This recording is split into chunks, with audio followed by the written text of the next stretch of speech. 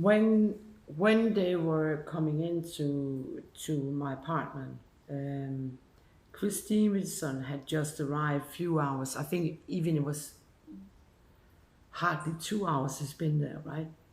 And he came with, I think, a suitcase and like a sleeping mattress in three parts. I even found, I think I found suitcase in Skjern, and so on. But he came and we sat down and talked. I was not aware he was coming. I was not.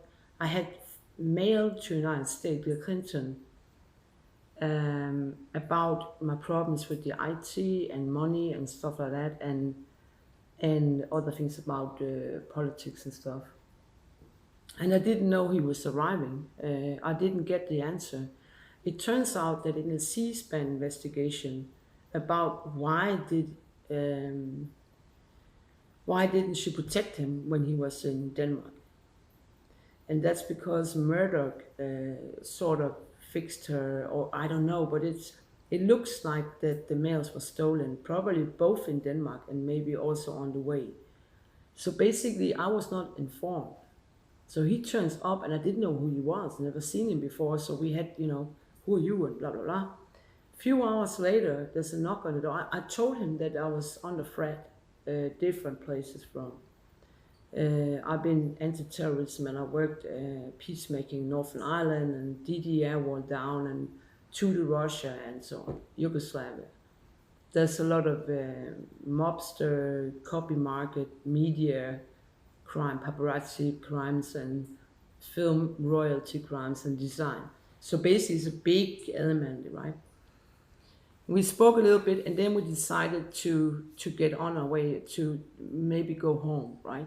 So there was a knock on the door, and my child was a 3.5 year boy, and we were standing by the door, and Christineson was standing in front of me. And he said to me, that's the last thing I remember he said, "Do you want me to open the door?" And I said, "Yeah." And the door, I looked in the hole in the door and looked out. And as far as I remember, it was a sort of tall, a little like the mirror of Michael Bay. It was like a blonde, tall guy looking a little used or something. Like at first I thought like this look, could it be somebody I know? And it wasn't. And then I thought like, could it be just somebody asking for something? So at first I said, no, I don't want to open the door. I had a chain on it. And then they said, well, we are having police with it. We're going to take the child. And I saw something look like police. Probably not. Probably wasn't police. And the documents on that afterwards, the number that the police in that fake document referring to is a random number from a house rent in Hull. And I actually called that number. That was supposed to be Esbjerg Commune. And that house rent number, I called him and asked, excuse me, I found your number on a document. Is it? Do you know anything about this? And he was like, "What?" Meaning that the number was on the document I got later was the copy from police, manipulated apparently. So maybe the police, if they were there, I don't think so, but the document was false. So the dog went in, and there was a lot of panic and a lot of running around in the apartment. I think there must have been 3 people. There might have been more, I don't know. But everything was panicking. My child was screaming. There's a RT surveillance that is on the network where you can hear the child screaming, and I'm covered up, but I can hear myself, take it easy, try and get control over the situation. They were like mad people. They were running around, and I went down on the floor and looking up at somebody with a very round head, blonde, and this person was very young. And I was thinking, he looks as shocked as I was. Like, sometimes a young person don't know what the people he's going out with is gonna do, and he's like, I think I'm on the wrong place, right? I remember his face. And then I heard my child screaming, "Help, mom, I'm cold." And I got really worried because there was not it was September and it's not a cold environment we live in. So I thought like he's going into shock, and that's dangerous. And I could also feel myself going, and I was shaking and stuff. So basically, I managed, I couldn't see anything. It got blurry, maybe because of shock, and Trump administration discussed if there was use of chemistry weapon, because I got a little bit blind afterwards. I have sequence blindness. It's over now, but it took like years to get over.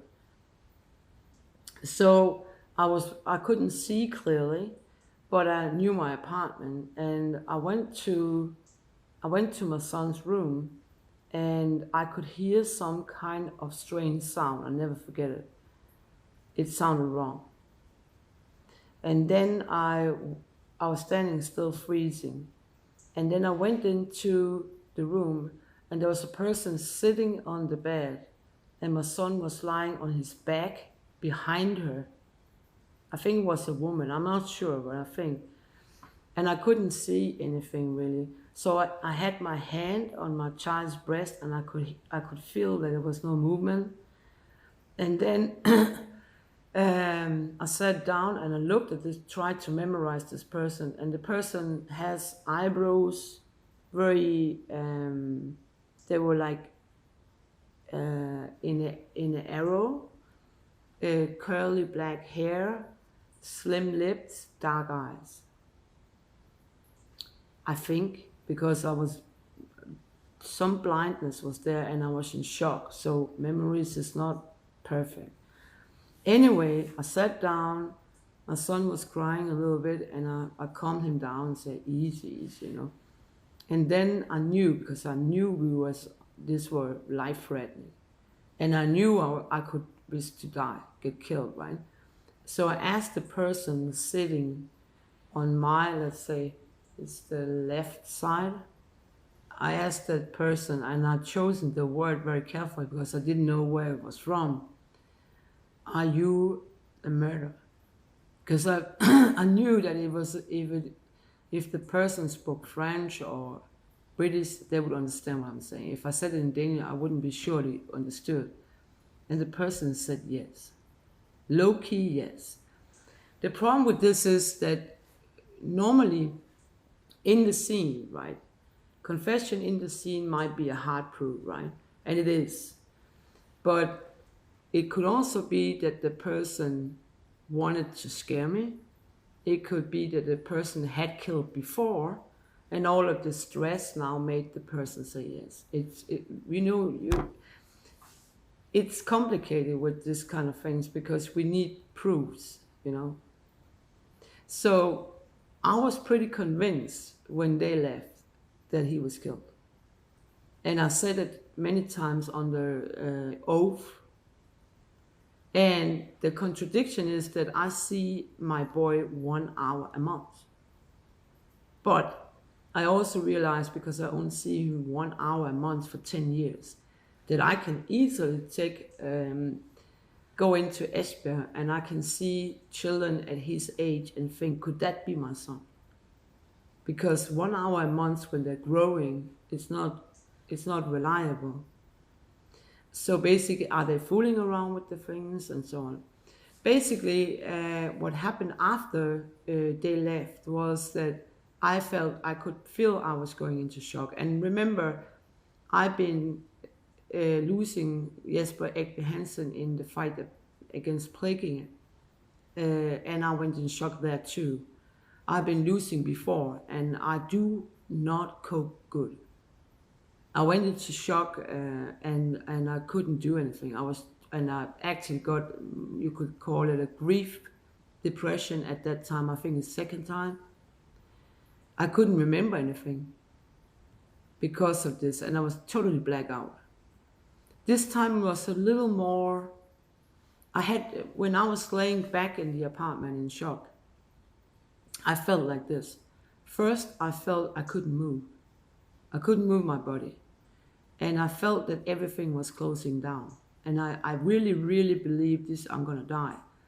And I thought like, I lost my son, so I couldn't really fight anymore. So I actually realized that I'm going to die. But again, I'm checking out, I don't belong here, my son is not here. So basically, I heard myself a ground, like saying a strange sound, and I couldn't get air, and then I blacked out. Then if I think back, in the time I was laying in the apartment, I think actually for long, because when I was found by paramedics, there has been a long time where I didn't eat. And it looks for me that I was left in the apartment dying, and maybe there was some kind of pollution because I had a lot of nightmares, which I haven't tried before. The times where I was gone down an island or plaguing abandoned or elsewhere, I went into some kind of beautiful white cloud, also because you're in hospital. This time it was more like a nightmare, like driving in a train in darkness. So basically, I don't know if there was some kind of pollution in the apartment that actually made these nightmares. And I don't know if my memory from when I'm dying and until I'm found, were I looking for my boy everywhere? Was I in Copenhagen? I don't know. I got some bills for traveling to Copenhagen, but my telephone also were a very high bill, right? The problem is that I'm not sure it was me using it, because I don't think I was able to travel. I don't think I was able to phone. So maybe somebody else did. So it looks for me like I was left to die, and maybe that's the reason why you got 13 hours story and you got a chance more to send a beer, because they didn't expect me to survive. They could do whatever they wanted with the material because I was dead. Nobody could tell. But now I'm going to find you.